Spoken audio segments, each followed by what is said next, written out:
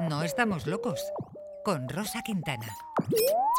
En No estamos locos, cada semana abordamos un tema relacionado con la salud mental. Hoy hablamos de un enemigo habitual en nuestra sociedad y en nuestra forma de vida, el estrés. Doctora Marina Díaz Marsá, presidenta de la Sociedad de Psiquiatría de Madrid, profesora de psiquiatría en la Universidad Complutense y directora médica de Blue Health Care Mind. Muy buenas tardes. Hola, buenas tardes. ¿Nos puede usted explicar qué es el estrés? Que creo que es un término que manejamos cotidianamente, pero que no tenemos tan claro qué es lo que quiere decir. Bueno, pues el estrés es un sentimiento de tensión física y emocional en respuesta a un desafío o demanda y que está condicionado por una respuesta fisiológica del organismo que se desencadena al liberarse pues noradrenalina y otras sustancias que preparan al organismo para actuar en una situación de alarma o en una situación de peligro. Eso sería el estrés. El estrés, en principio, es una forma biológica de actuar ante el peligro o ante una situación en que se vea que la vida física del individuo está en peligro. O sea, que en principio sería una activación normal del individuo ante una situación en la que el individuo necesita una respuesta. Uh-huh. ¿Y es verdad que hay un estrés bueno y uno malo? Pues efectivamente, o sea, es un estrés bueno pues ante una situación de un examen o ante un accidente o ante una situación ambiental en el que se ve un peligro.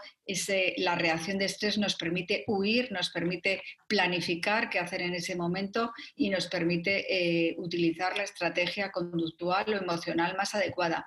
Y luego hay un estrés malo que es el estrés mantenido en el tiempo, en la que el organismo ya no diferencia entre si hay una situación de alarma, nunca vuelve a la normalidad y siempre está una secreción de neurotransmisores y de cortisol constante que hace que eso produzca un malestar, que haya más riesgo de depresión y que además a largo plazo pueda producir unas consecuencias y complicaciones tanto emocionales como orgánicas. Uh-huh.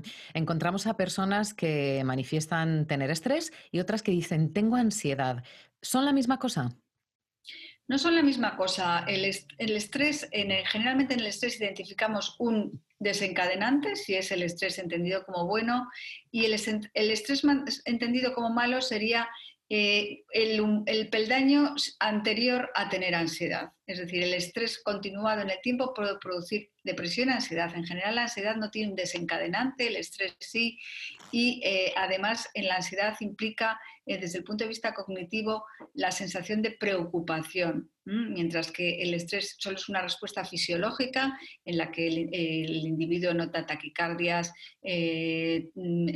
pues a lo mejor más sensación de falta de aire, más tensión en los músculos. La ansiedad, aparte de esa sintomatología, implica además el elemento cognitivo de la preocupación o de la rumiación excesiva en torno a algo. Entiendo. ¿Y cómo sabemos entonces, cómo podemos reconocer que estamos atravesando un episodio de estrés? ¿Cuáles son las evidencias externas?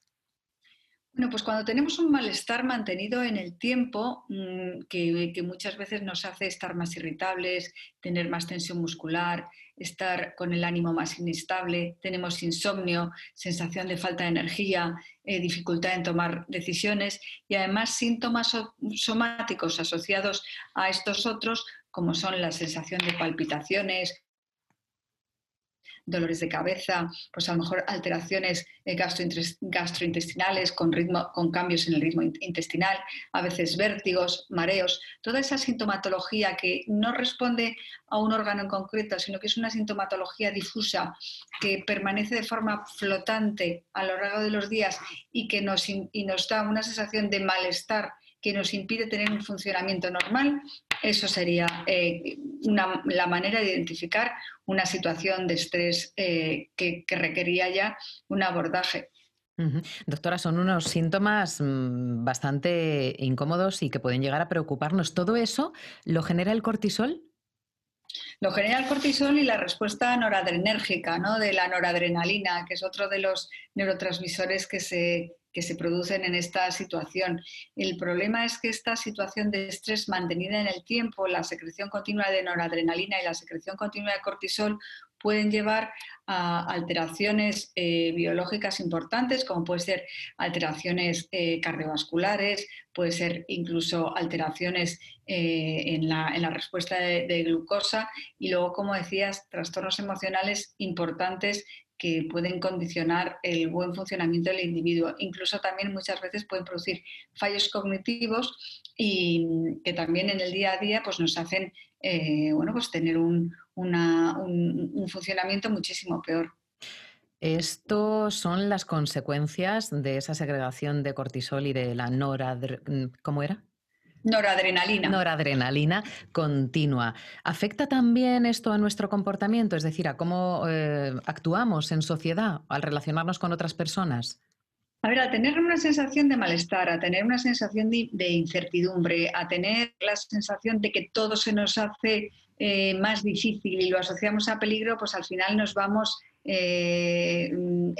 evitando las situaciones sociales y vamos replegándonos en nosotros mismos, ¿no? Nos hacemos más, nos exponemos menos a las situaciones habituales. Entonces, comportamental y conductualmente hay claramente hay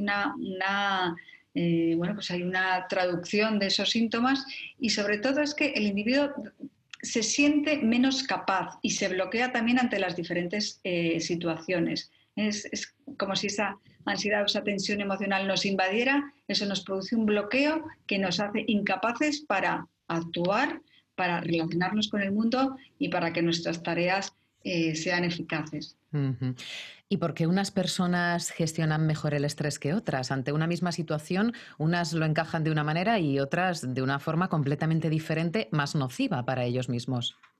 Pues mira, yo creo que hay dos aspectos fundamentales. Uno es la vulnerabilidad biológica de cada uno, es decir, hay gente que tiene más sensibilidad para tener ansiedad, como hay gente que tiene más sensibilidad, por ejemplo, para tener diabetes, es decir, que la ansiedad y el estrés forman parte de la neurobiología del individuo y por lo tanto hay una condición genética y biológica que lo predispone. Y por otra parte, los rasgos de personalidad. Si tenemos más tolerancia a la frustración, si tenemos más sentido del humor, si somos más flexibles, si sabemos posponer la gratificación, si tenemos esas características de personalidad es lo que se relaciona habitualmente con la resiliencia, es decir, seremos más capaces de manejar el estrés. Es importante también priorizar las cosas, ¿no? Y hoy en día estamos en una sociedad en que la sociedad es muy demandante, tenemos que hacer muchas cosas. Entonces el saber priorizar va también a ir en beneficio de de tener un buen manejo del estrés. Uh-huh. Me gustaría saber cómo podemos llegar a, no sé si a controlarlo, pero sí a manejarlo de una forma más eficiente. Bueno, pues hay varias maneras. Luego, en un inicio hay los cuidados básicos que hacen que haya una salud en general, son imprescindibles. Una dieta rica en todo tipo de nutrientes, hacer ejercicio que relaja y disminuye los niveles de estrés y de ansiedad, pero desde el punto de vista clínico, o sea, se ha visto que el ejercicio en sí mismo disminuye los índices de ansiedad y de estrés en diferentes escalas objetivas que miden estos síntomas.